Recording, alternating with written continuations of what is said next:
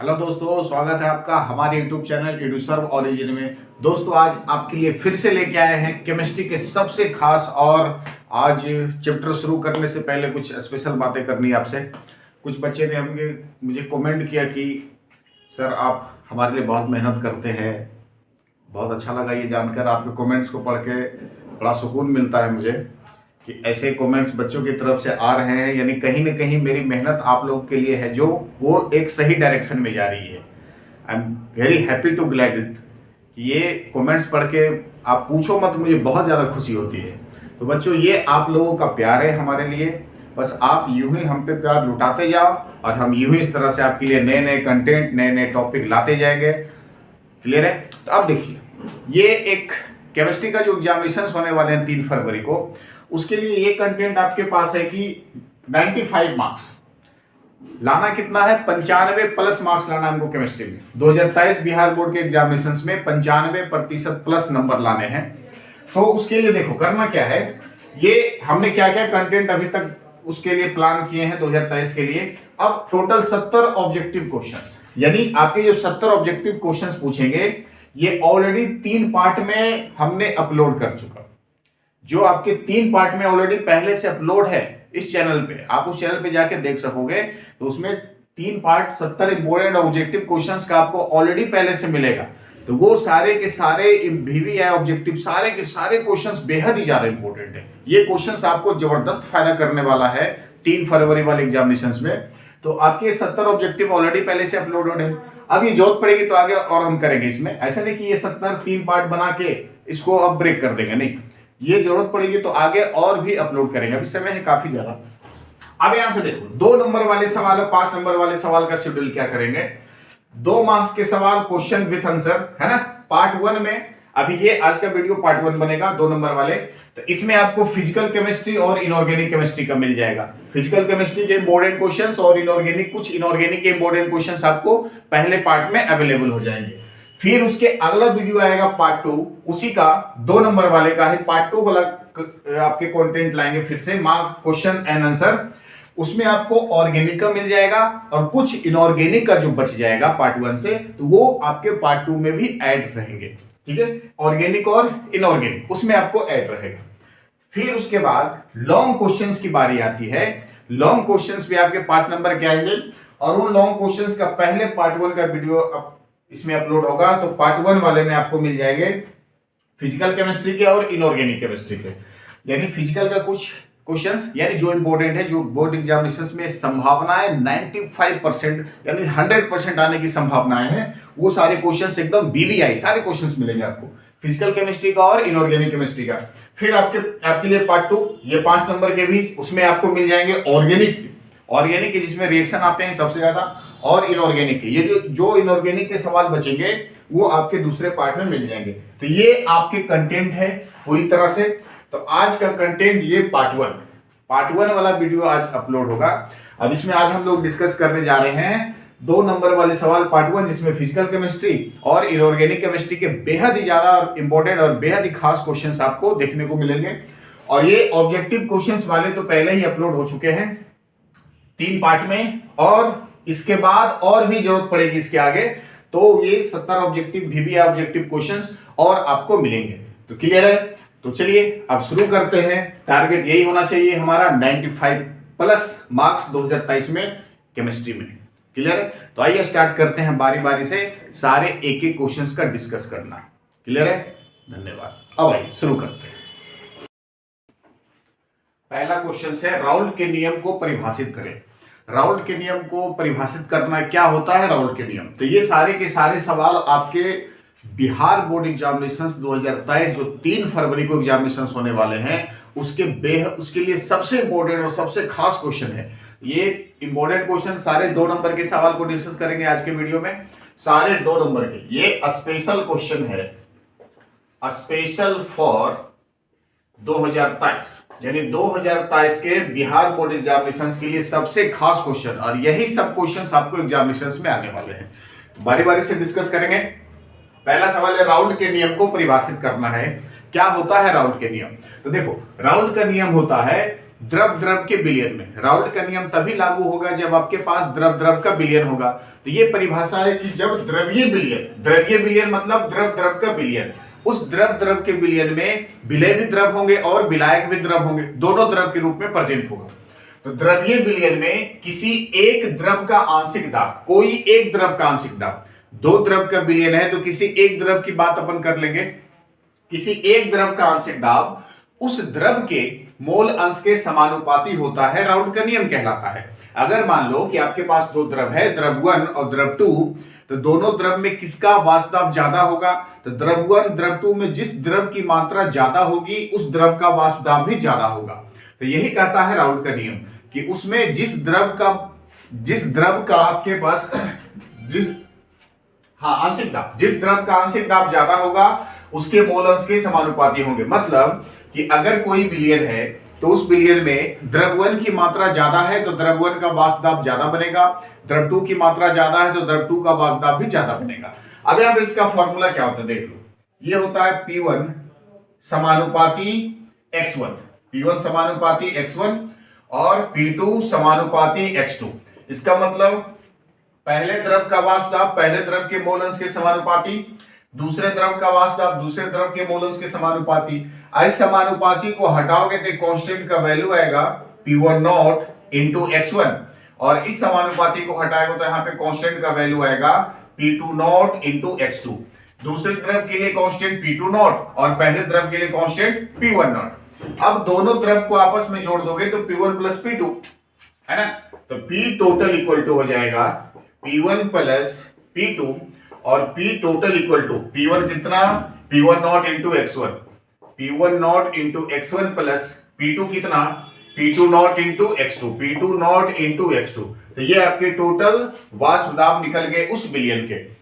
तो राउल्ट का नियम यही कहता है द्रव्य विलयन में यानी द्रव द्रव के विलयन में किसी एक द्रव का आंशिक दाब, कोई एक द्रव का आंशिक दाब उस द्रव के मोल अंश के समानुपाती होता है, और यही राउल्ट का नियम कहलाता है। क्लियर है?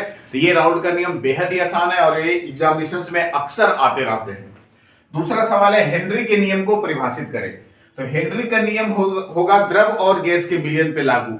जो हेनरी का नियम होगा वो द्रव और गैस के विलयन पे लागू होगा, लेकिन राउल्ट के नियम द्रव द्रव के विलयन पे लागू होता है।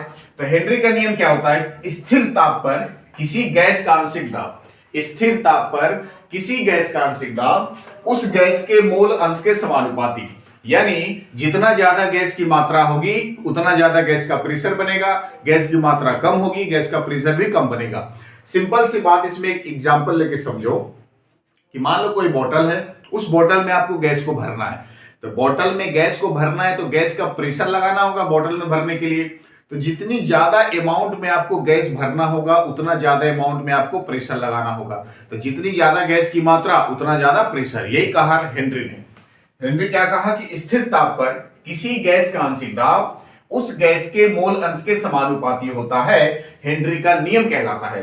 अब यहाँ पे हेनरी का नियम क्या होता है? फॉर्मूला यहां से डिफाइन कर लेंगे। Formula is the very important. Henry के नियम, किसी गैस का आंशिक दाब यानी प्रेशर ऑफ गैस किसके समानुपाती? मोल अंश के समानुपाती, यानी mole fraction of gas, mole अंश के समानुपाती। अब यहां से pressure of gas equal to, ये कांस्टेंट का वैल्यू हटेगा, ये समानुपाती हटेगा तो कांस्टेंट का वैल्यू आएगा जिसको बोलोगे KH इनटू XG। क्लियर है? तो ये आपके डिफिनेशन के साथ आपको फार्मूला भी लिखना होगा, पूरे नंबर मिलेंगे। ये सवाल है कि विपरीत प्रसरण किसे कहते हैं? विपरीत प्रसरण क्या होता है? तो सबसे पहले विपरीत प्रसरण के लिए आपको प्रसरण को समझना होगा। प्रसरण होता है कि दो कंटेनर है, एक में उच्च सांद्र का विलयन दूसरे में निम्न सांद्र का विलयन, और दोनों कंटेनर को एक पाइप द्वारा ऐसे करके जोड़ दिए। ठीक है, अब SPM यहां पे लगा, अर्धपरागमी झिल्ली उस पाइप में लगा होगा। अब निम्न सांद्र वाले विलयन के अणु उच्च सांद्र वाले विलयन के अणु की ओर स्वतः प्रवाह होने लगती है, तो वह प्रक्रिया प्रसरण कहलाती है। विपरीत प्रसरण क्या होगा कि जब उच्च सांद्र वाले विलयन के अणु के ऊपर इतना दाब लगाया जाए, उसके प्रसरण दाब से अधिक दाब लगाया जाता है, जिससे उच्च सांद्र के विलयन के अणु SPM के द्वारा निम्न सांद्र वाले विलयन के अणु की ओर प्रवाह होने लगती है, तो वह प्रक्रिया क्या कहलाती है? विपरीत प्रसरण कहलाती है। छोटा सा एग्जांपल लेके हम यहां पर समझेंगे। देखो यहाँ पे एग्जांपल, ये कंटेनर, ठीक है, और दोनों कंटेनर को हम एक एसपीएम के द्वारा जोड़ दिए ऐसे, यहाँ पे एसपीएम लगा है, ऐसे करके जोड़ दो।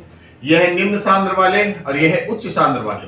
तो जब निम्न सांद्र वाले विलयन के अणु की स्वतः प्रवाह होने लगेगी, ये निम्न सांद्र वाले लो और ये हाई उच्च सांद्र वाला, तो ये एसपीएम के द्वारा अपने आप प्रवाह होने लगेगी, तो वह प्रक्रिया प्रसरण कहलाएगी। अब क्या होगा इसमें, ये जो लो से उच्च की ओर यानी निम्न से उच्च की ओर जो जा रहा है प्रक्रिया प्रसरण हो रही है, उस प्रसरण को रोकने के लिए हम इसके ऊपर एक प्रेशर लगाएंगे। उच्च सांद्र वाले विलयन के ऊपर क्या लगाएंगे, एक दाब लगाएंगे, जिससे प्रसरण की क्रिया रुक जाएगी। अब क्या होगा, जब हम जिस दाब पे ये रुका उससे अधिक दाब लगा दो, जिस दाब पे ये प्रसरण की क्रिया रुक गई उससे अगर आप अधिक प्रेशर लगा दोगे तब क्या होगा, उच्च सांद्र वाले विलयन अपने आप निम्न सांद्र वाले विलयन की ओर प्रवाह होने लगेंगे। तो यही प्रक्रिया क्या कहलाएगी, विपरीत प्रसरण। तो विपरीत प्रसरण क्या होता है कि प्रसरण की क्रिया में उच्च सांद्र विलायक के अणु के ऊपर प्रसरण दाब से अधिक दाब लगाया जाता है। इसके ऊपर जो प्रसरण दाब लग रहा था उससे अधिक दाब लगा दो, प्रसरण दाब से अधिक दाब लगाया जाता है, तो उच्च सांद्र वाले विलयन के अणु एसपीएम के द्वारा, ये जो एसपीएम लगा है इसके द्वारा निम्न सांद्र की ओर प्रवाह होने लगती है।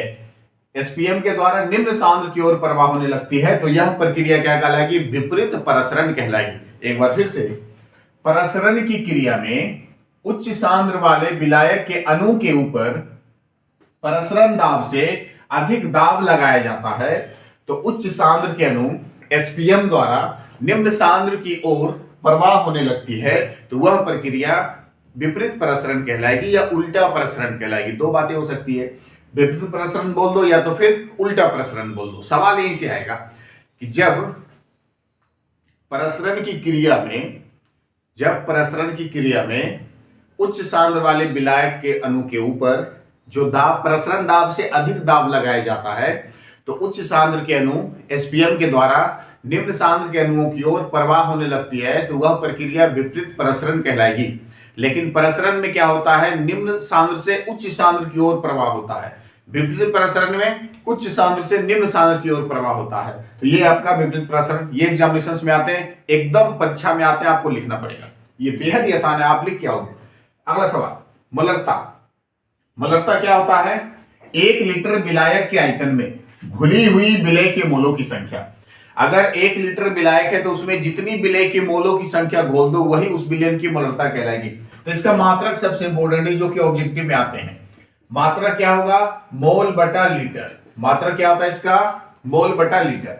मलरता होता है 1 केजी विलायक में घुली हुई विलेय के मोलों की संख्या उस विलयन की मोलरता कहलाती है। अब इस मोलरता का मात्रक क्या होता है, ध्यान दो इधर, मोलरता का मात्रक होता है मोल बटा केजी। क्या होगा इसका, मोल बटा केजी।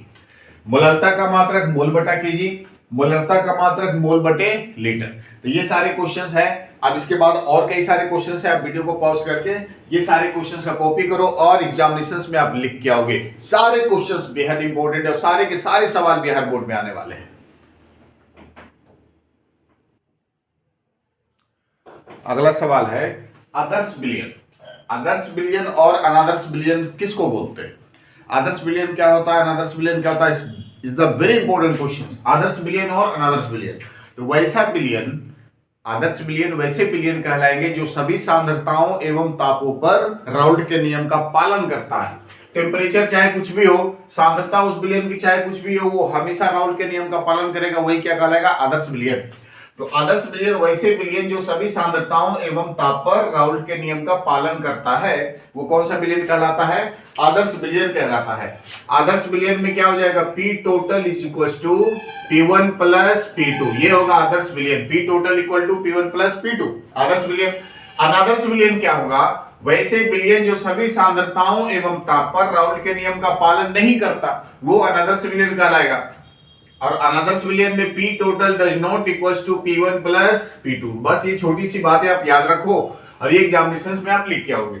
आदर्श विलयन वैसे विलयन जो सभी सांद्रताओं एवं ताप पर राउल्ट के नियम का पालन नहीं करता, आदर्श विलयन पालन करता है आदर्श विलयन कहलाता है। अनादर्श विलयन वैसे विलयन जो सभी सांद्रताओं एवं ताप पर राउल्ट के नियम का पालन नहीं करता है, वो अनादर्श विलयन कहलाता है। अगले सवाल पे आते हैं कि मानक इलेक्ट्रोड विभव क्या होता है। मानक इलेक्ट्रोड विभव को परिभाषित करना है। तो मानक इलेक्ट्रोड विभव होता है कि जब 298 केल्विन ताप पर, टेम्परेचर हमेशा होना चाहिए 298, मानक इलेक्ट्रोड होने के लिए, मानक इलेक्ट्रोड विभव होने के लिए टेम्परेचर फिक्स वैल्यू होता है 298, इसको बोलेंगे स्टैंडर्ड वैल्यू, टेम्परेचर का स्टैंडर्ड वैल्यू यानी मानक वैल्यू।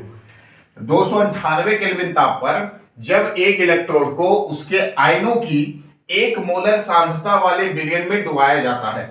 अब यहां से देख लो, जैसे एग्जांपल ले लेते हैं कि एक कंटेनर है, इसमें एक इलेक्ट्रोड डाल रखे हो आप, कुछ धातु का इलेक्ट्रोड है, और इसके अंदर जो विद्युत अपघटन का विलयन है उसकी सांद्रता है 1m। कितनी है? 1m सांद्रता है।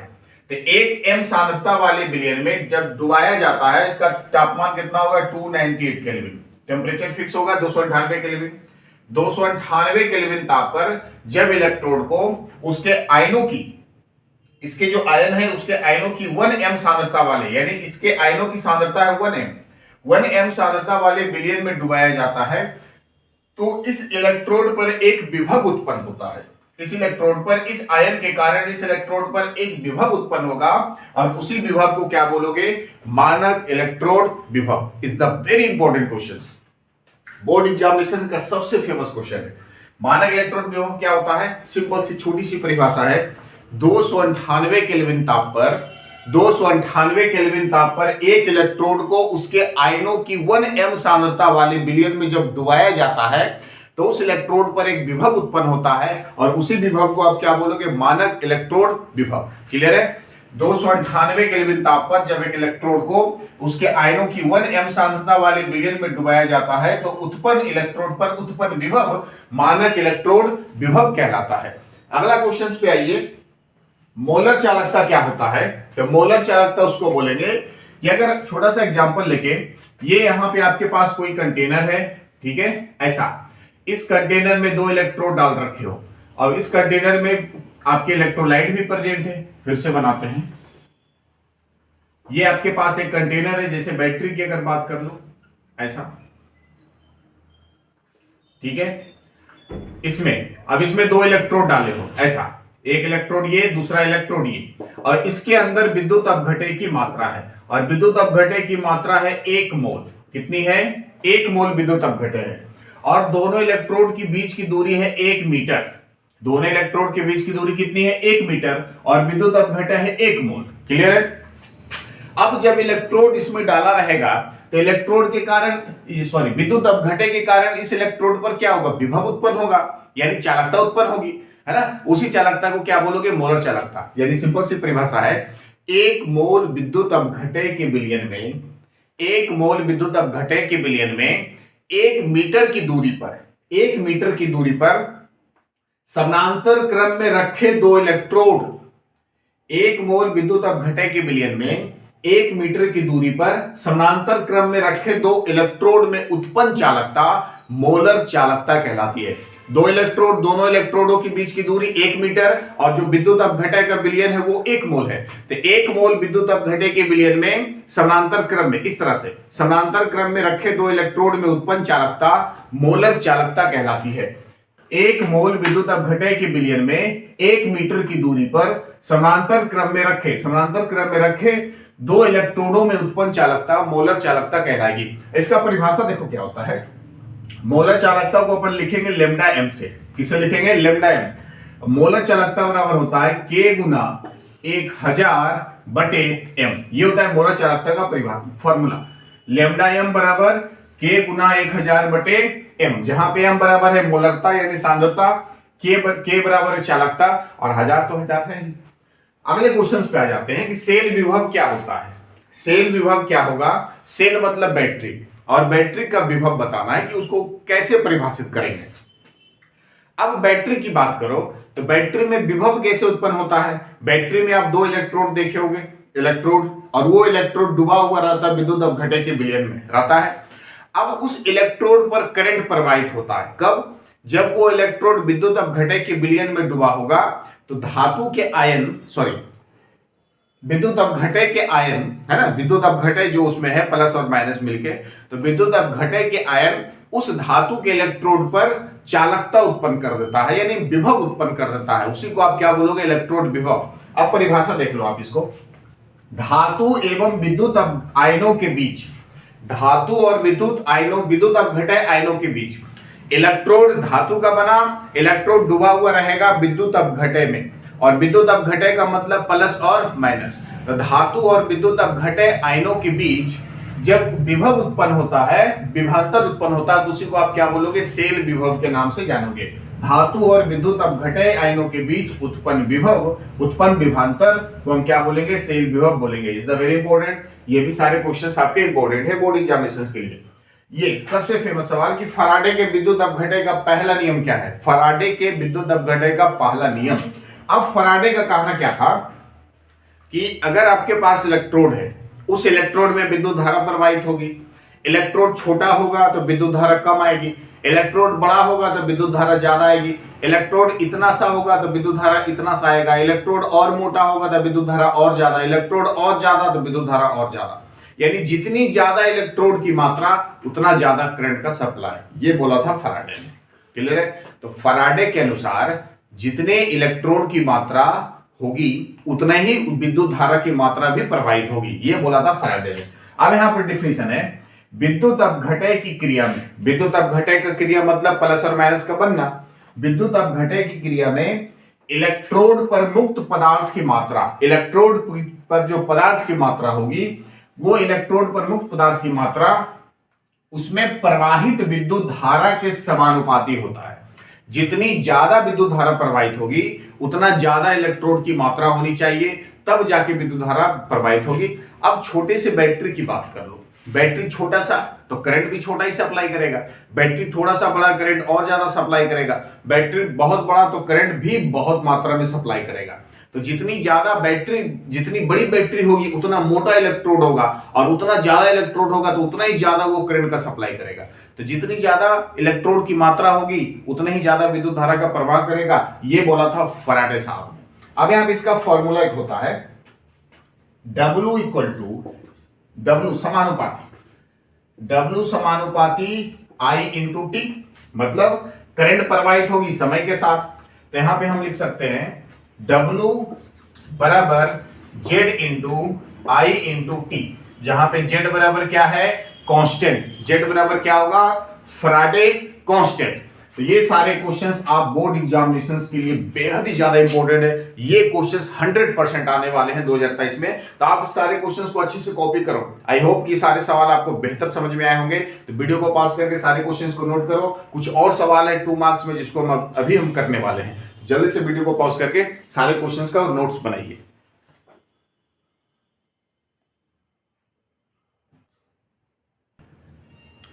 आगे सवाल पे आ जाते हैं। टिंडल प्रभाव क्या है? टिंडल प्रभाव किसको बोलेंगे? तो टिंडल प्रभाव कोलाइडी बिलियन में देखने को मिलेगा, किसी और बिलियन में यानी वास्तविक बिलियन में इस सारे में टिंडल प्रभाव देखने को नहीं मिलेंगे। टिंडल प्रभाव केवल कोलाइडी बिलियन में देखने को मिलेगा। ये अपने घरों में भी देख सकते हैं, है ना। सर्दियों का मौसम अभी चल रहा है, तो सर्दियों के मौसम में भी ओस की बूंदें आएंगी, ओस गिरेगा तो उस ओस में क्या होगा? जब ओस में बाहर आप निकलोगे और बाहर निकलने के बाद जब टॉर्च को जलाओगे तो टॉर्च जलाने के बाद टॉर्च से निकलता हुआ प्रकाश यानी लाइट आपको जाता हुआ दिखाई देगा। ये इस टॉर्च से जो लाइट जा रहा है ना, वो इस वे में जा रहा है, तो उसी को आप टिंडल प्रभाव बोलोगे। आपके जैसे घरों में खिड़कियां होंगी या वेंटिलेटर होंगे, उससे अगर सूरज की किरणें आ रही है ना, उस खिड़कियों से अगर सूरज की किरणें आपके रूम में प्रवेश करेगी तो सूरज की किरणें किस प्रकार से आ रही है और कहां पे मुड़ रही है, यह आपको स्पष्ट रूप से दिखाई देगा। उसी को आप क्या बोलोगे? टिंडल प्रभाव। तो टिंडल प्रभाव की अगर बात कर लो तो जब किसी वास्तविक विलयन से हम किसी प्रकाश को प्रवाहित करवाते हैं तो हमको प्रकाश का मार्ग दिखाई नहीं देता, लेकिन जब किसी कोलाइडी विलयन से हम प्रकाश को प्रवाहित करवाते हैं तो हमको प्रकाश का मार्ग स्पष्ट रूप से दिखाई देता है, और यही प्रक्रिया क्या कहलाती है? टिंडल प्रभाव कहलाती है। यहां पे देखो क्या लिखा है कि जब किसी वास्तविक विलयन से किसी प्रकाश को प्रवाहित कराते हैं। वास्तविक विलयन मतलब चीनी पानी का घोल, नमक पानी का घोल, पानी यूरिया का घोल, है ना, पानी में यूरिया मिला दो, ग्लूकोज मिला दो, नमक मिला दो, सारे को घोल बना दो, तो वास्तविक विलयन हो गया। तो जब किसी वास्तविक विलयन से किसी प्रकाश को प्रवाहित कराते हैं, है ना, ऐसे प्रकाश को प्रवाहित कराते हैं, तो प्रकाश का मार्ग अदृश्य रहता है, मतलब दिखता नहीं है। प्रकाश जाता तो है लेकिन प्रकाश जाते हुए हमको दिखाई नहीं देता, प्रकाश का मार्ग अदृश्य रहता है। परंतु किसी कोलाइडी विलयन से, परंतु जब किसी कोलाइडी विलयन से प्रकाश को प्रवाहित कराने पर, जब किसी अपन कोलाइडी विलयन से प्रकाश को प्रवाहित करवाते हैं तो प्रकाश का मार्ग स्पष्ट दिखाई देता है, और इसी को आप क्या बोलोगे, टिंडल प्रभाव के नाम से जानोगे। क्लियर है ना। चलो आगे सवाल है कि अभिक्रिया का वेग को परिभाषित करना है। अभिक्रिया का वेग क्या होता है? तो किसी रासायनिक अभिक्रिया की अगर बात कर लो तो उस रासायनिक अभिक्रिया में क्या क्या होंगे, अभिकारक होंगे, प्रतिफल होंगे। जब कोई रासायनिक अभिक्रिया होती है तो उस रासायनिक अभिक्रिया को होने के लिए अभिकारक से उत्पाद बनने के लिए कुछ टाइम लगता है ना। ऐसा नहीं कि तुरंत रिएक्शन कम खत्म हो गया, 2 सेकंड में 1 सेकंड में हो गया, कुछ तो टाइम लगता है ना। 2 सेकंड ही लगे तो 10 सेकंड ही लगे, लेकिन लगे, कुछ समय लगता है। तो जब कोई अभिकारक से उत्पाद बनता है तो अभिकारक की सांद्रता जब तक पूरी तरह खत्म नहीं हो जाती तब तक उत्पाद नहीं बनता, पूरी कंप्लीटली नहीं बनता। जब अभिकारक से उत्पाद बनेगा, जब उत्पाद बन जाएगा तो अभिकारक की सांद्रता पूरी की पूरी खत्म हो जाएगी। ये अभिकारक, ये उत्पाद, ये अभिकारक में जो सांद्रता डाले हो तो वो सांद्रता से अगर उत्पाद बनेगा, ये वाला बनेगा, तो ये जब तक पूरी तरह कंप्लीटली बन नहीं जाए तब तक ये खत्म नहीं होगा। अगर ये उत्पाद पूरी तरह बन गया तो ये अभिकारक क्या हो गया, खत्म। तो यही बात आपको बताना है कि अभिक्रिया का वेग किसको बोलेंगे। जब किसी रासायनिक अभिक्रिया में अभिकारक की सांद्रता और उत्पाद की सांद्रता में परिवर्तन हो जाए, समय के साथ परिवर्तन हो जाए। अब जैसे मान लो कोई रासायनिक अभिक्रिया हो रही है तो उस रासायनिक अभिक्रिया में अभिकारक से उत्पाद बनना है, तो अभिकारक से उत्पाद बनेगा। जब अभिकारक की सांद्रता घटेगी, उत्पाद की सांद्रता बढ़ेगी, समय के साथ घटते घटते और घटेगी, उत्पाद और बढ़ेगी, अभिकारक और घटेगी, उत्पाद और बढ़ेगी। अभिकारक घट के 0 हो जाएगा तो उत्पाद पूरी तरह बन जाएगा। अब दोनों की सांद्रता में परिवर्तन हो रहा है, समय के साथ हो रहा है, इसी को आप क्या बोलोगे, अभिक्रिया का वेग। तो अभिक्रिया का वेग होता है, यहां से फॉर्मूला वेग बराबर सांद्रता में परिवर्तन। वेग बराबर क्या होगा, सांद्रता में परिवर्तन। सांद्रता में परिवर्तन होता है किसके साथ, समय के साथ। समय में परिवर्तन यानी समय के साथ परिवर्तन होगा, ठीक है। तो यहां से रेट बराबर हो जाएंगे R equal to dx upon dt। क्या हो जाएगा, R equal to dx upon dt। Clear है।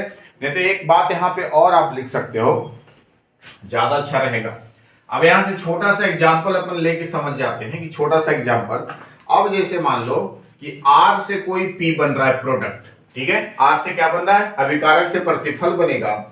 तो अभिकारक की सांद्रता को अगर आपको रेट लिखना है तो इसके लिए R बराबर क्या हो जाएंगे, इसके लिए R बराबर हो जाएंगे, यानी इसकी दर बराबर हो जाएगी minus dr upon dt, minus dr upon dt। और इसके लिए R बराबर हो जाएंगे प्लस dp अपॉन dt। यानी R की सांद्रता में परिवर्तन समय के साथ, प्रोडक्ट की सांद्रता P की सांद्रता में भी परिवर्तन समय के साथ। तो अभिकारक में माइनस इसीलिए लगा क्योंकि अभिकारक की सांद्रता घटती है तब उत्पाद की सांद्रता बढ़ती है। जब अभिक्रिया होगा तो इसकी सांद्रता घटेगी तब इसकी सांद्रता बढ़ेगी, तो इसकी सांद्रता बढ़ेगी तो प्लस और इसकी घटेगी तो माइनस। R बराबर minus D R upon D T और P बराबर R बराबर plus dp upon dt। Clear है। ये क्वेश्चन है कि जब PCl5 को गर्म किया जाता है तो PCl5 को जब आप गर्म करोगे तो वह क्या होता है, मतलब क्या होता है, PCl5 को गर्म करोगे तो क्या बनेगा। तो PCl5 को जब गर्म करेंगे तो PCl3 और Cl2 अणु में टूट जाएगा। सिंपल सा छोटा सा सवाल है कि जब PCl5 को गर्म किया जाता है, तो जब PCl5 को गर्म किया जाता है तो वह PCl3 एवं Cl2 अणु में टूट जाता है। तो ये रहा आपके पास रिएक्शन, है ना, इस अणु में टूट जाएगा। क्लियर है, छोटा सा क्वेश्चन आंसर है इसका। कि PCl5 को जब गर्म करेंगे तो वो PCl3 और Cl2 अणु में टूट जाएगा। ये सबसे फेमस क्वेश्चन है शॉर्टकी दोष और फ्रैंकल दोष का। तो आपसे पूछा जाए कि शॉर्टकी दोष क्या होता है और फ्रैंकल दोष क्या होता है, तो ये एक छोटी सी बातें आप याद रखो कि शॉर्टकी दोष और फ्रैंकल दोष, ये दोनों प्रकार के दोष जो है वो केवल आयनिक क्रिस्टल में होंगे और किसी भी क्रिस्टल में नहीं होंगे, किसी भी प्रकार के क्रिस्टल में नहीं होगा, केवल और केवल आयनिक क्रिस्टल में होगा शॉर्टकी दोष और फ्रैंकल दोष। क्लियर है? अब यहां से शॉर्टकी दोष के बारे में बताना है कि शॉर्टकी दोष क्या होगा। तो किसी आयनिक क्रिस्टल में, कोई भी आयनिक क्रिस्टल ले लो, तो किसी आयनिक क्रिस्टल में समान संख्या में धनायन और ऋणायन, जब कोई आयनिक क्रिस्टल से समान संख्या में धनायन भी बाहर निकल जाए और ऋणायन भी बाहर निकल जाए तो उस क्रिस्टल में दोष उत्पन्न होता है। अब उसी दोष को मान लो कि एक कमरा है, तो इस कमरे में 10 धनायन है, 10 ऋणायन है। धनायन का भी आकार समान है, ऋणायन का भी आकार समान है। अगर एक धनायन बाहर जाएगा तो ऋणायन की संख्या बढ़ जाएगी, अगर एक ऋणायन बाहर जाएगा तो धनायन की संख्या बढ़ जाएगी। लेकिन समान संख्या में धनायन और ऋणायन दोनों को बाहर निकाल दो, एक धनायन को बाहर निकालो, एक ऋणायन को बाहर निकालो, तो जब समान संख्या में धनायन और ऋणायन क्रिस्टल को छोड़कर क्रिस्टल से बाहर चले जाएंगे तो उस क्रिस्टल में दोष उत्पन्न होगा। उसी दोष को आप क्या बोलोगे? शॉर्टकी दोष के नाम से जानोगे। क्लियर है भाई? शॉर्टकी दोष क्या होता है? किसी आयनिक क्रिस्टल से समान संख्या में धनायन एवं ऋणायन, धनायन और ऋणायन का जो संख्या होगा समान संख्या में बाहर निकलने हैं। समान संख्या में धनायन एवं ऋणायन क्रिस्टल से बाहर चले जाते हैं। क्रिस्टल से कहां चला जाएगा? बाहर। क्रिस्टल से बाहर चले जाते हैं तो क्रिस्टल में दोष उत्पन्न होता है और वह दोष क्या कहलाता है? शॉर्टकी दोष कहलाता है। जब किसी आयनिक क्रिस्टल से समान संख्या में धनायन और ऋणायन क्रिस्टल छोड़कर क्रिस्टल से बाहर चले जाए तो उस क्रिस्टल में दोष उत्पन्न होगा और वह दोष कौन सा दोष कहलाएगा? शॉर्टकी दोष। अब दूसरी जरूरी बात है जो कि ऑब्जेक्टिव में सवाल आते हैं, जब शॉर्टकी दोष होगा तो शॉर्टकी दोष कैसे हो रहा है? समान संख्या में धनायन और ऋणायन क्रिस्टल से बाहर जा रहा है, तब शॉर्टकी दोष हो रहा है। अब शॉर्टकी दोष होने के कारण वो जो क्रिस्टल है उसके घनत्व में क्या होगी? कमी होगी कि वृद्धि होगी? कमी होगी ना, क्योंकि क्रिस्टल से छोड़ के बाहर जा रहा है। तो शॉर्टकी दोष होने के कारण क्रिस्टल के घनत्व में क्या होती है? कमी होती है। Is the very important. Schottky दोष के कारण क्रिस्टल के घनत्व में कमी होती है। क्लियर है? अब आ जाओ फ्रैंकल दोष। फ्रैंकल दोष कब होगा? तो फ्रैंकल दोष भी आयनिक क्रिस्टल में होंगे। तो किसी आयनिक क्रिस्टल के धनायन, अब यहां पे जरूरी बात है कि शॉर्टकी दोष में धनायन और ऋणायन की संख्या समान, लेकिन फ्रैंकल दोष वाले क्रिस्टल में धनायन का आकार छोटा, ऋणायन का आकार बड़ा।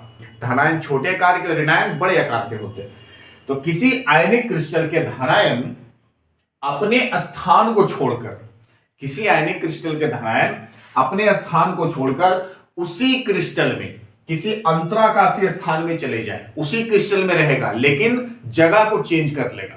पहले था जहां पे स्थित था धनायन, वो जगह को हटा रिप्लेस करेगा, यानी कहीं दूसरे जगह शिफ्ट हो जाएगा। कहां पे शिफ्ट होगा?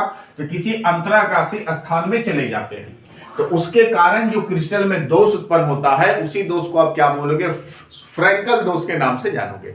अगर मान लो कि एक क्लासरूम में 10 बच्चे हैं, तो 10 बच्चे में कोई एक बच्चा जहां पे बैठा है सो बैठा है, कोई एक बच्चा उठा और बैठ के पीछे वाले बेंच पे बैठ गया, तो उस क्लासरूम की जो संरचना होगी वो गड़बड़ हो जाएगी, क्लासरूम में दोष उत्पन्न हो जाएगा। लेकिन क्लासरूम से कोई बच्चा बाहर नहीं गया, ना तो बाहर से कोई अंदर आया, तो उसके डेंसिटी में कोई चेंज नहीं होगा, लेकिन क्लासरूम में दोष होगा, यानी उस क्रिस्टल में दोष होगा। धनायन अपने स्थान को छोड़ेगा और उसी क्रिस्टल में रहेगा, लेकिन स्थान को चेंज कर लेगा, किसी अंतराकाशीय स्थान में चले जाएंगे, उसके कारण जो दोष उत्पन्न होंगे उसी दोष को आप क्या बोलोगे? फ्रैंकल दोष के नाम से जानोगे।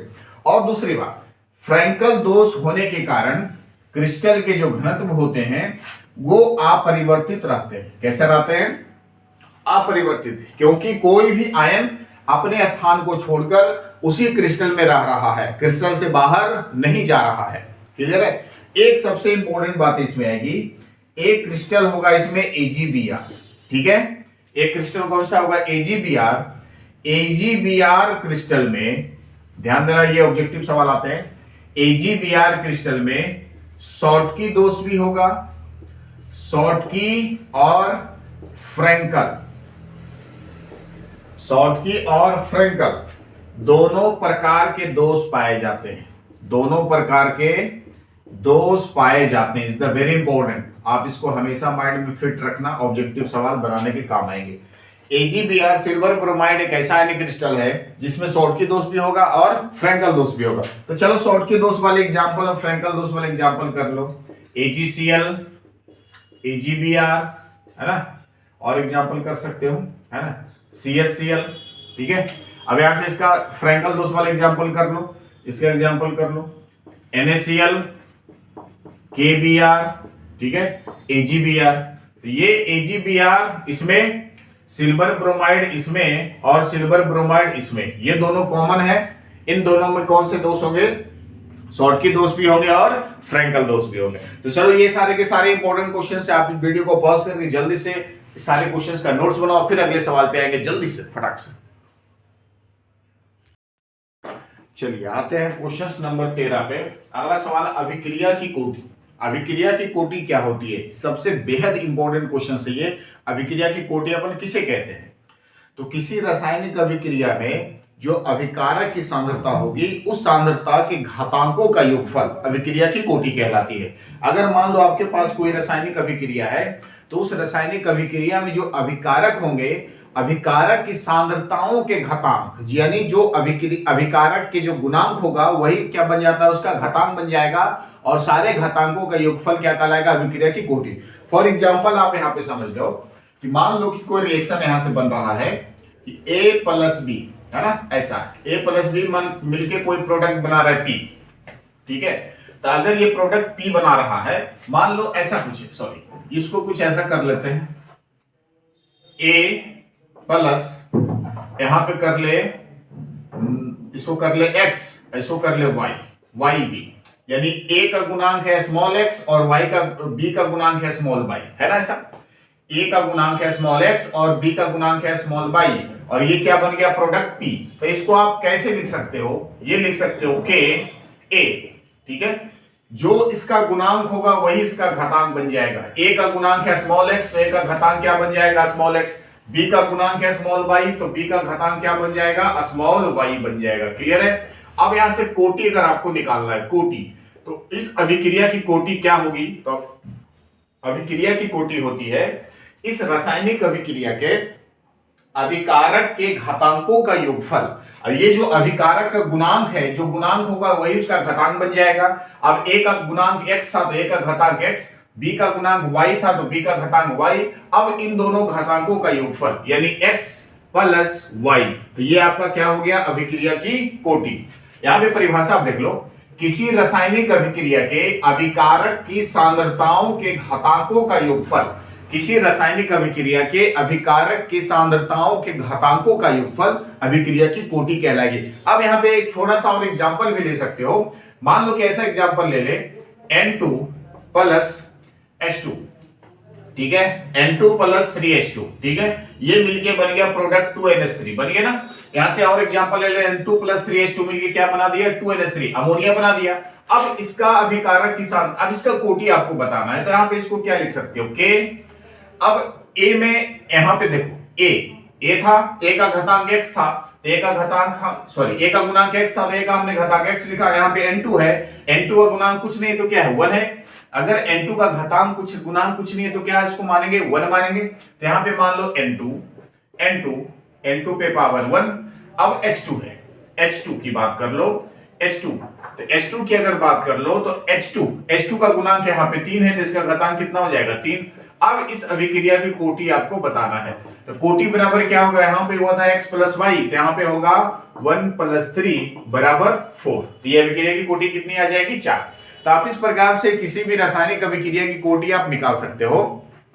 दूसरी बात, रासायनिक अभिक्रिया की कोटि जब आपको निकालना है तो प्रोडक्ट वाले गुणांक और घातांक से मतलब नहीं है। प्रोडक्ट में गुणांक कुछ भी हो, घातांक कुछ भी हो, उससे कोई लेना देना नहीं। अगर अभिक्रिया की कोटि आपको बताना है तो सिर्फ अभिकारक के गुणांकों से मतलब है। अभिकारक जो गुणांक होगा, जो उसका घातांक बनेगा, वही घातांक का योगफल अभिक्रिया की कोटि कहलाएगी। तो ये ऑब्जेक्टिव में भी सवाल आते हैं, आपके 2 नंबर में भी परिभाषा पूछे जाएंगे, तो आप इसको इस प्रकार से लिख सकते हो, पूरे नंबर मिलेंगे विथ एग्जांपल। क्लियर है? अगले सवाल पे आते हैं। HI की अम्लता HF से अधिक होती है, क्यों? HI हैलोजन अम्ल है, HF भी हैलोजन अम्ल है, लेकिन HI की जो अम्लीयता होगी HF से ज्यादा होगी। क्यों ज्यादा होगी तो ध्यान से देखना, बस छोटी सी बातें समझ जाओगे। HI और HF की तुलना कर लो, तब यहां से देखो HI और HF की तुलना की अगर बात कर ले तो HI को बोलेंगे हाइड्रोजन आयोडाइड और HF को बोलेंगे हाइड्रोफ्लोराइड। ठीक है, अब यहां से देखो ये है HF, HF के बाद क्या आएगा HCl, HCl के बाद क्या आएगा HBr, HBr के बाद क्या आएगा HI। इस तरह से क्रम में आएंगे। अब यहां से देखो साइज की अगर बात कर ले, ये मान लो फ्लोरीन का साइज, ये है क्लोरीन का साइज, ये है ब्रोमीन का साइज और ये है आयोडीन का साइज। ठीक है, जैसे जैसे ऊपर से नीचे आते जाएंगे, ये सबसे ऊपर में होगा, आयोडीन सबसे नीचे में होगा, ऊपर से नीचे जैसे जैसे आते जाओगे तो उस परमाणु का साइज बढ़ते जाएगा।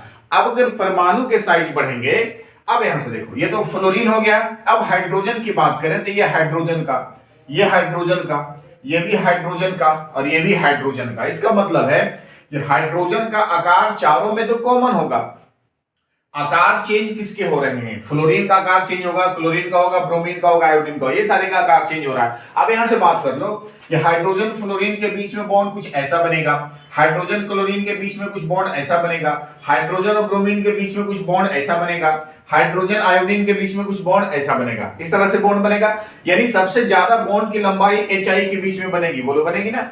सबसे अधिक बॉन्ड की लंबाई किसके बीच होगी HI की, और सबसे छोटी बॉन्ड की लंबाई HF के बीच में होगी। अब इन चारों बॉन्ड में से किस बॉन्ड को तोड़ना आसान होगा, अब यहां पे ध्यान से देखो, इसमें आयोडीन वाले बॉन्ड को तोड़ना आसान होगा क्योंकि इस बॉन्ड की लंबाई ज्यादा है। जिस बॉन्ड की लंबाई ज्यादा होती है वो बॉन्ड दुर्बल होता है, कमजोर होता है, उस बॉन्ड को आप आसानी से तोड़ सकते हो। तो जब इसको तोड़ दो, आसानी से तोड़ दोगे, तब यहां से HI से H+ आयन आसानी से बाहर निकल जाएगा। लेकिन HF की अगर बात कर लो तो इस बॉन्ड को आप आसानी से नहीं तोड़ सकते क्योंकि बॉन्ड छोटा है। अब यहां से बॉन्ड को जब आसानी से नहीं तोड़ोगे तो HF से H+ आयन आसानी से नहीं निकल पाएगा, अर्थात जो आसानी से H+ आयन नहीं दे वो कम अम्लीय होगा, जो आसानी से H+ आयन दे दे वो अधिक अम्लीय होगा। तो सबसे ज्यादा और सबसे आसानी से H+ आयन कौन देगा, HI देगा, तो HI इसमें सबसे अधिक अम्लीय होगा, तो HI सबसे अधिक अम्लीय होगा। अब यहां पे परिभाषा है कि HF में फ्लोरीन छोटे आकार के होते हैं, फ्लोरीन छोटे आकार के होंगे एवं अधिक विद्युत ऋणात्मक वाले होते हैं तथा HF से H+ आयन आसानी से नहीं टूट पाता, HF से H+ आयन आसानी से नहीं टूट पाता है, परंतु HI में आयोडीन बड़े आकार के होते हैं, HI में आयोडीन बड़े आकार के होते हैं एवं कम विद्युत ऋणात्मक होने के कारण ये H+ आयन आसानी से टूट जाते हैं, अर्थात HI की अम्लीयता HF से अधिक होती है। क्लियर है। अब ये अम्लीयता के क्रम की बात कर लो, यहां से हम हेडिंग दे दे अम्लीयता का क्रम। क्लियर है। अम्लीयता का क्रम की अगर बात कर लो तो सबसे ज्यादा अम्लीय कौन होगा, HI होगा, उसके बाद HBr, उसके बाद HCl और सबसे कम अम्लीय कौन होगा तो HF होगा। क्लियर है। जिसकी अम्लीयता कम होती है उसकी क्रियाशीलता अधिक होती है। एक बात और याद रखना, जिसकी अम्लीयता कम होती है उसकी क्रियाशीलता भी अधिक होती है, जिसकी अम्लीयता कम उसकी क्रियाशीलता ज्यादा। तो सबसे उल्टा हो गया, जिसकी अम्लीयता ज्यादा उसकी क्रियाशीलता भी ज्यादा। अब यहां पे एक सवाल ऑब्जेक्टिव आपसे और पूछा जाएगा कि इन चारों में सबसे अधिक क्रियाशील कौन होंगे तो HI। ठीक है, सबसे अधिक क्रियाशील कौन होंगे तो HI, सबसे कम क्रियाशील कौन होंगे तो HF। तो यहां से जो भी ऑब्जेक्टिव आपसे सवाल पूछे आप इसको आसानी से बना सकते हो। अगला क्वेश्चन है कि NH3 का क्वथनांक PS3 से अधिक होता है क्यों। NH3 मतलब अमोनिया और PS3 मतलब फॉस्फिन। तो अमोनिया का क्वथनांक PS3 यानी फॉस्फिन से ज्यादा होगा। क्यों ज्यादा होगा तो यहां पे ध्यान से समझो, NH3 में नाइट्रोजन छोटे आकार के होंगे ना। NH3 में नाइट्रोजन कैसे होंगे, छोटे आकार के होंगे, तथा NH3 अंतराण्विक हाइड्रोजन आबंध बनाता है। जो अमोनिया होता है वो अमोनिया में नाइट्रोजन छोटे आकार के होगा क्योंकि वर्ग 15 का पहला एलिमेंट है नाइट्रोजन, अब वो सबसे छोटा होगा। और जो NH3 होगा वो अंतराण्विक हाइड्रोजन आबंध बनाएगा क्योंकि साइज में छोटा होता है और हाइड्रोजन भी छोटे होते हैं साइज में। तो नाइट्रोजन हाइड्रोजन के जो बीच में बॉन्ड बनेगा वो काफी स्ट्रॉन्ग बॉन्ड बनेगा क्योंकि साइज छोटे हैं और दोनों के बीच की बॉन्ड की लंबाई भी छोटी होगी, तो दोनों के बीच में बॉन्ड कैसा होगा, स्ट्रॉन्ग होगा। तो ये NH3 अंतराण्विक हाइड्रोजन आबंध बनाता है। परंतु PS3 में फास्फोरस, ये PS3 में जो फास्फोरस होंगे बड़े आकार के होंगे, PS3 में फास्फोरस बड़े आकार के होंगे तथा यह अंतराण्विक हाइड्रोजन आबंध नहीं बनाएगा। क्यों नहीं बनाएगा? क्योंकि नाइट्रोजन और फास्फोरस की तुलना करो तो नाइट्रोजन छोटे आकार के, फास्फोरस बड़े आकार के, तो नाइट्रोजन हाइड्रोजन के बीच में बॉन्ड बनेगा और छोटी बॉन्ड बनेगी। फास्फोरस बड़े आकार के होने के कारण फास्फोरस और हाइड्रोजन के बीच में जो बॉन्ड बनेगा वो बड़े बॉन्ड बनेंगे। तो जिसमें बड़े बॉन्ड बनते हैं वो बॉन्ड आसानी से टूट जाता है। तो PS3 में अंतराण्विक हाइड्रोजन आबंध नहीं बनेगा, लेकिन NH3 में नाइट्रोजन और हाइड्रोजन के बीच में छोटी बॉन्ड बनेगी जो प्रबल अंतराण्विक हाइड्रोजन बॉन्ड बनाएगा, जिसके कारण NH3 का क्वथनांक PS3 से अधिक होता है। सबसे इंपॉर्टेंट कारण ये है, और आपको ये आंसर आपको देना होगा विथ एग्जांपल, है ना, ये आपके थ्योरी के साथ। तो NH3 में क्या लिखोगे आप वहां पे देख लो। NH3 में नाइट्रोजन छोटे आकार के होते हैं। सबसे पहला पॉइंट, NH3 में नाइट्रोजन छोटे आकार के होते हैं तथा NH3 अंतराण्विक हाइड्रोजन आबंध बनाता है, परंतु PS3 में फास्फोरस बड़े आकार के होते हैं, यह अंतराण्विक हाइड्रोजन आबंध नहीं बनाता है, अर्थात NH3 का क्वथनांक PS3 से अधिक होता है। कितना आसान है यार, एकदम सस्ता है। 2 नंबर आसानी से इसको बना के लिख के लूट सकते हो। क्लियर है? अगला सवाल है, H2O द्रव है परंतु H2S गैस होता है, क्यों? H2O द्रव है और H2S गैस है। अब यहां पे बात कर लो ऑक्सीजन सल्फर, दोनों वर्ग 16 का एलिमेंट है। ऑक्सीजन भी वर्ग 16 का और सल्फर भी वर्ग 16 का, लेकिन हाइड्रोजन से कंबाइंड करके ऑक्सीजन द्रव बना लेता है और वही हाइड्रोजन सल्फर से कंबाइंड करके गैस बना लेता है। ऐसा क्यों होता है? तो यहां पे आप ध्यान से देखो, H2O में ऑक्सीजन छोटे आकार के होते हैं, सही बात है, ऑक्सीजन सबसे ऊपर होगा, सबसे छोटे आकार के होगा। H2O में ऑक्सीजन छोटे आकार के होते हैं तथा इसमें d ऑर्बिटल की अनुपस्थिति होती है। ऑक्सीजन में d ऑर्बिटल नहीं होंगे, क्योंकि ऑक्सीजन का जब आप इलेक्ट्रॉनिक विन्यास लिखोगे तो सारे के सारे इलेक्ट्रॉन दूसरे सेल में खत्म हो जाएंगे, तो उसमें d ऑर्बिटल नहीं होगा। अब दूसरे ऑर्बिटल में तो d प्रेजेंट होता नहीं है, जब तीसरे सेल में प्रवेश करता है इलेक्ट्रॉन तब उसमें d ऑर्बिटल होता। तीसरा सेल में d ऑर्बिटल होता है लेकिन दूसरे सेल में कोई d ऑर्बिटल नहीं होते। तो यहीं पे बात है कि H2O में ऑक्सीजन छोटे आकार के होते हैं तथा d ऑर्बिटल की अनुपस्थिति होती है। H2O में d ऑर्बिटल की अनुपस्थिति होती है, और परंतु H2S में सल्फर बड़े आकार के होते हैं। H2S में सल्फर क्या होगा? बड़े आकार के होते हैं एवं इनमें d ऑर्बिटल की उपस्थिति होती है। अब H2S में यानी सल्फर में d ऑर्बिटल होगा, क्योंकि सल्फर का परमाणु संख्या 16, जब इसका विन्यास लिखोगे तो आएगा 2 8 6, ठीक है, 2 पहला सेल, 8 दूसरा सेल, 6 तीसरा सेल, तो तीसरा सेल यानी 3d संभव है, तो इसमें d ऑर्बिटल होगा, जिसके कारण यह p पाई d पाई आबंध बनाएगा। जो H2S होगा वो कैसा बॉन्ड बनाएगा? p पाई d पाई बनाएगा, अर्थात H2O द्रव होता है, और यही वजह है कि H2O द्रव है और H2S क्या है? गैस है। क्लियर है?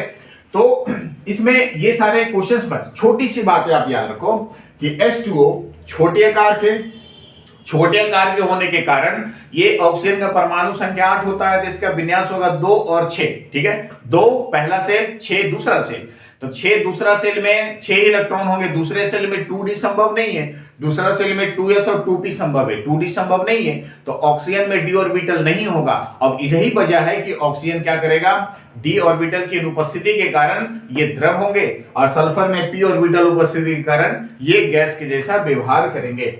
क्लियर है? तो ये सारे के सारे क्वेश्चंस बेहद ही ज्यादा इंपॉर्टेंट है। ये रिपीटेड सवाल है, बिहार बोर्ड का सारा फेमस क्वेश्चंस है, और यही सब क्वेश्चंस बिहार बोर्ड में आता है और यही आप लिख के आओगे। तो जल्दी से वीडियो को पॉज करके सारे नोट्स क्वेश्चंस का कॉपी करो, फिर कुछ और इंपॉर्टेंट क्वेश्चंस पे आते हैं जल्दी से।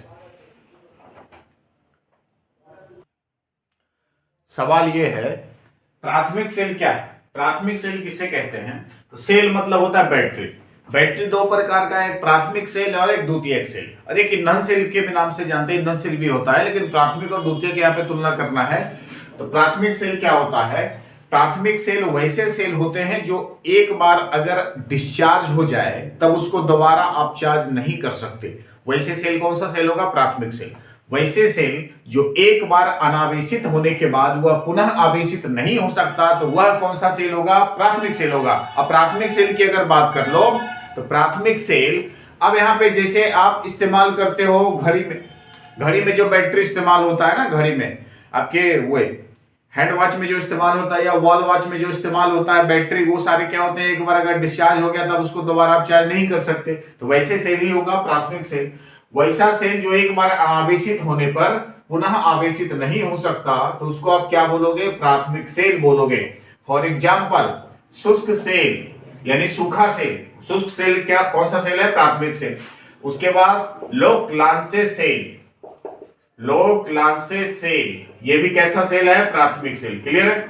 डेनियल सेल, डेनियल सेल भी कैसा है, प्राथमिक सेल है। तो ये सारे सेल को आप क्या बोलोगे, प्राथमिक सेल बोलोगे। अगला सवाल है कि बिंदु दोष को परिभाषित करना है। बिंदु दोष क्या होता है? बिंदु दोष क्रिस्टल में उत्पन्न होगा। बिंदु दोष वैसा दोष होगा कि अगर किसी जालक क्रिस्टल में व्यवस्थित जालक बिंदु परमाणु अणु या आयन में होने वाले अनियमितताएं के कारण, अगर कोई क्रिस्टल की बात करो तो उस क्रिस्टल में जो जालक बिंदु होता है वो जालक बिंदु क्या हो सकता है, परमाणु अणु या आयन हो सकते हैं। अब उस परमाणु अणु या आयन में कुछ अनियमितताएं उत्पन्न हो जाए, यानी उसकी व्यवस्था कुछ गड़बड़ हो जाए, है ना, कुछ गड़बड़ व्यवस्था हो जाए, तब उस क्रिस्टल में एक दोष उत्पन्न होता है और उसी दोष को आप क्या बोलोगे, बिंदु दोष बोलोगे, क्योंकि उसके जालक बिंदुओं में दोष हुआ। तो जालक बिंदु यानी परमाणु अणु या आयन, उसके कोई भी एक परमाणु क्रिस्टल से या तो बाहर चला गया या तो कोई क्रिस्टल में ही है लेकिन दूसरे स्थान पे चले गए, कोई क्रिस्टल से कोई बाहर से क्रिस्टल में आ गया, तो वैसे दोष क्या होंगे, बिंदु दोष कहलाएंगे। ठीक है। तो किसी जालक क्रिस्टल में व्यवस्थित जालक बिंदु परमाणु अणु या आयन में होने वाले अनियमितताएं के कारण उत्पन्न दोष बिंदु दोष कहलाता है। अगला सवाल है कि लोहा के दो मुख्य अयस्क का नाम और सूत्र लिखो। तो लोहा के दो मुख्य अयस्क क्या होगा, लोहा का अयस्क होता है हेमेटाइट, मैग्नेटाइट और सीडेराइट। सीडेराइट भी लोहा का अयस्क है ना, लेकिन इसमें हम दो मुख्य अयस्क की अगर बात कर ले तो हेमेटाइट और मैग्नेटाइट। लोहा के दो मुख्य अयस्क, पहला कौन सा अयस्क होगा, हेमेटाइट। पहला कौन सा, हेमेटाइट, हेमेटाइट अयस्क, और दूसरा होता है मैग्नेटाइट। अब इसका फॉर्मूला भी लिखना है, सूत्र भी लिखना है। तो हेमेटाइट का फॉर्मूला होता है Fe2O3 और मैग्नेटाइट का होता है Fe3O4। हेमेटाइट का फॉर्मूला Fe2O3 और मैग्नेटाइट का क्या होगा, Fe3O4। दो लोहा के मुख्य अयस्क। एक सीडेराइट भी होता है, सीडेराइट भी, लेकिन दो ही मुख्य आपको लिखना है। सीडेराइट का होता है FeCO3, ये हो गया आपका सीडेराइट। अगला सवाल है कि ओस्टवाल विधि और संपर्क विधि में उपस्थित उत्प्रेरक। यहाँ पे ध्यान से, दो विधि है, एक ओस्टवाल विधि, दूसरा है संपर्क विधि। तो ओस्टवाल विधि से अपन नाइट्रिक अम्ल का उत्पादन करेंगे जो कि ऑब्जेक्टिव में क्वेश्चंस में आते हैं। संपर्क विधि से अपन सल्फ्यूरिक अम्ल का उत्पादन करेंगे यानी गंधक अम्ल का उत्पादन करेंगे। यहाँ पे अपन लिख देते हैं विधि का नाम, ये है आपके विधि, क्लियर, और ये है आपके उत्पादन, अम्ल का उत्पादन। ठीक है, अम्ल का उत्पादन, और यहां पे डाल दो उत्प्रेरक। आप जैसे अरेंज करके लिखना चाहो एग्जामिनेशंस में आप लिख सकते हो। यहाँ पे सारी बातें हम लिख देते हैं। पहला कौन सा विधि है, पहला अपन लिखते हैं ओस्टवाल। पहला कौन सा, ओस्टवाल विधि। तो ओस्टवाल विधि से किसका कौन सा अम्ल का उत्पादन होगा, नाइट्रिक अम्ल का उत्पादन होगा। कौन सा, नाइट्रिक अम्ल, और इसका फॉर्मूला होता है HNO3। नाइट्रिक अम्ल का फॉर्मूला क्या होगा, HNO3, क्लियर। और दूसरा है आपका संपर्क विधि। दूसरा कौन सा विधि, संपर्क विधि, और संपर्क विधि से होता है गंधका अम्ल का उत्पादन। किसका, गंधका अम्ल का उत्पादन, और गंधका अम्ल का फॉर्मूला होता है H2SO4। क्या होता है इसका, H2SO4 यानी सल्फ्यूरिक एसिड। अब यहां से उत्प्रेरक का नाम लिखो।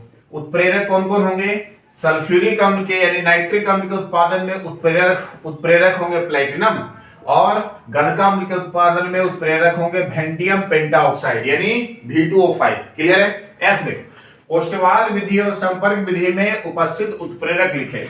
ओस्टवाल विधि में नाइट्रिक अम्ल का उत्पादन HNO3, उत्प्रेरक के रूप में प्लैटिनम। संपर्क विधि से गंधका अम्ल का उत्पादन H2SO4 और उत्प्रेरक के रूप में वेंडियम पेंटाऑक्साइड V2O5। ये ऑब्जेक्टिव में भी सवाल पूछे जाएंगे, 2 नंबर में पूछे जाते हैं। क्लियर है। आगे क्वेश्चन पे आया 21 नंबर है, निस्तापन किसको बोलेंगे। तो निस्तापन प्रक्रिया होती है जब कोई सांद्रित अयस्क है तो उस सांद्रित अयस्क को वायु की उपस्थिति में, अनुपस्थिति में, वायु की अनुपस्थिति में उसके गलनांक बिंदु से कम ताप पर जब गर्म करोगे तो वह प्रक्रिया क्या कहलाएगी, निस्तापन कहलाएगी। जारण या भर्जन की बात करो तो सांद्रित अयस्क को वायु की उपस्थिति में उसके गलनांक बिंदु से कम ताप पर गर्म करने की प्रक्रिया भर्जन कहलाएगी। क्लियर है। अब यहाँ पे जारण या भर्जन या निस्तापन, ये परिभाषा आते हैं बोर्ड एग्जामिनेशंस में। सांद्रित अयस्क को, अयस्क होना चाहिए सांद्रित अयस्क को वायु की अनुपस्थिति में, यहां पे ध्यान देना, वायु की अनुपस्थिति में गलनांक बिंदु से कम ताप पर गर्म करेंगे, है ना, गलनांक से कम ताप पर गर्म करेंगे। अब यहां देखो सांद्रित अयस्क दोनों में, लेकिन वायु की अनुपस्थिति होगी तब निस्तापन।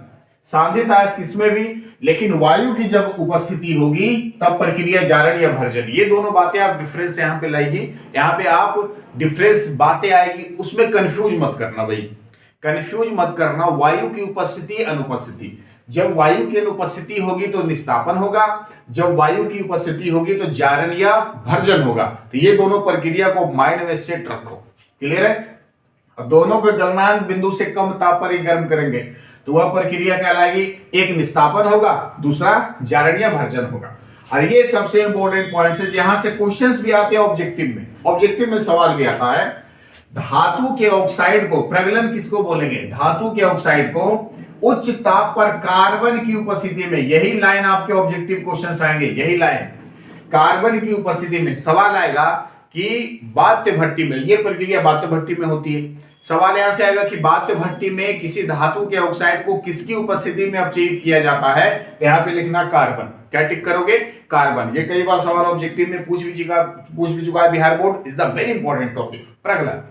तो धातु के ऑक्साइड को उच्च ताप पर कार्बन की उपस्थिति में जब गर्म करेंगे तो वो धातु के जो ऑक्साइड होंगे, वो धातु का ऑक्साइड क्या हो जाएगा, धातुओं में अपचयित हो जाता है, धातुओं में अपचयित हो जाता है और यह प्रक्रिया प्रगलन कहलाती है। यहाँ पे एग्जाम्पल भी आप ले सकते हो छोटा सा, यहां से एग्जाम्पल ले लें, यहां से ले लो SnO2, ठीक है। SnO2 को कार्बन के साथ हीट करोगे हाई टेम्परेचर पर तो ये सीधे बन जाएगा Sn और प्लस यहां से कार्बन डाइऑक्साइड मुक्त हो जाएगा। तो ये छोटा सा एग्जाम्पल आप यहां से लेके देख सकते हो, क्लियर है। तो ये सारे के सारे आपके बेहद ही ज्यादा इंपॉर्टेंट है। अभी तक टोटल 21 क्वेश्चंस का डिस्कस हम कर चुके हैं, 2 नंबर, सारे 2 नंबर में के सवाल थे। और ये फिजिकल और इनऑर्गेनिक मिक्स था, ऑर्गेनिक का पार्ट अभी आना बाकी है, क्लियर है। तो फिजिकल केमिस्ट्री का अगर आपको पीडीएफ चाहिए होगा तो इस वीडियो के सबसे नीचे डिस्क्रिप्शन में टेलीग्राम चैनल का लिंक है, उस आप चैनल पे लिंक पे क्लिक करो और वहां से पीडीएफ फ्री में पाओ, क्लियर है। तो सारे आंसर इंपॉर्टेंट क्वेश्चंस का पीडीएफ, ये पहला पीडीएफ अभी आपको उपलब्ध करवाया जा रहा है, दूसरा पीडीएफ और तीसरा पीडीएफ भी बहुत जल्द आपको मिलना शुरू हो जाएगा। और दूसरी बात, इस वीडियो में आपको टोटल 70 ऑब्जेक्टिव क्वेश्चंस का, यानी 3 सेट हमने तैयार किया ऑब्जेक्टिव का, टोटल 70 ऑब्जेक्टिव क्वेश्चंस का, सारे इंपॉर्टेंट। तो वो सारे ऑब्जेक्टिव का आपको वीडियो भी उस वीडियो का लिंक भी इस वीडियो में आपको मिल जाएगा। अगर आप ऑब्जेक्टिव में कहीं कोई परेशानी हो रही है आप लोगों को एग्जामिनेशंस को लेके, तो आप तीनों वीडियो को देख के आपका सारा ऑब्जेक्टिव का डाउट क्लियर कर सकते हो और ऑब्जेक्टिव में आप 100% क्वेश्चंस बना के आओगे, मेरी गारंटी है आपसे। 100% क्वेश्चंस आप ऑब्जेक्टिव में एकदम क्वेश्चंस क्लियर करके आओगे। सारे एक एक क्वेश्चंस का बेहतर कॉन्सेप्ट और एक एक क्वेश्चंस को अच्छे से एक्सप्लेन करके हमने किया है उस वीडियो में, और सारा कुछ आपके लिए है, ठीक है। तो ये वीडियो आपको कैसा लगा कमेंट करके जरूर बताएं और प्लीज चैनल को सब्सक्राइब करें और ये वीडियो अपने दोस्तों के साथ शेयर करें, वीडियो को लाइक करें। धन्यवाद।